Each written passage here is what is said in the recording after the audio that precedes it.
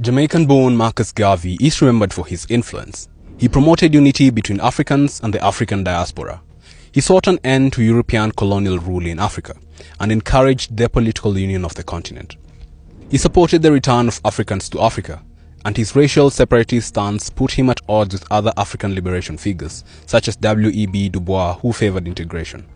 When he moved to the US, he also fell foul of the FBI. Black activism was viewed as a national security threat, and Garvey's Universal Negro Improvement Association was targeted. Eventually, he was jailed for 2 years on dubious mail fraud charges.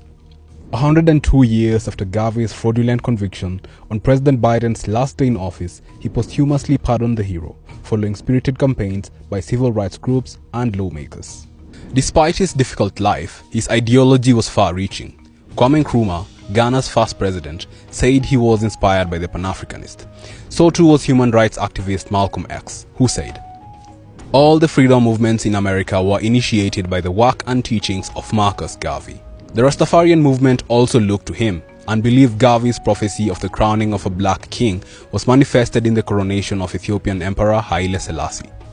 As for the Pan-African flag, we can thank him for that too.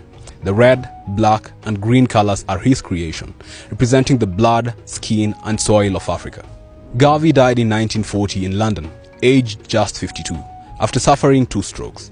But he'd achieved plenty during his relatively short life, and summed up what drove him in his famous quote: "We must canonize our own saints, create our own martyrs, and elevate to positions of fame and honor black men and women who have made their distinct contributions to our racial history. I am the equal of any white man. I want you to feel the same way." That it took this long to declare the pardon betrays tokenism, as similarly incarcerated black figures such as political activist Mumia Abu Jamal remained behind bars, while fugitive ex-Black Liberation Army member Assata Shakur is still being hunted down by the government. The truth is admitted only after it stops being a threat. Africans do not need a pardon by a US president to appreciate the life, work, and impact of Marcus Garvey and the many other heroes Africa treasures.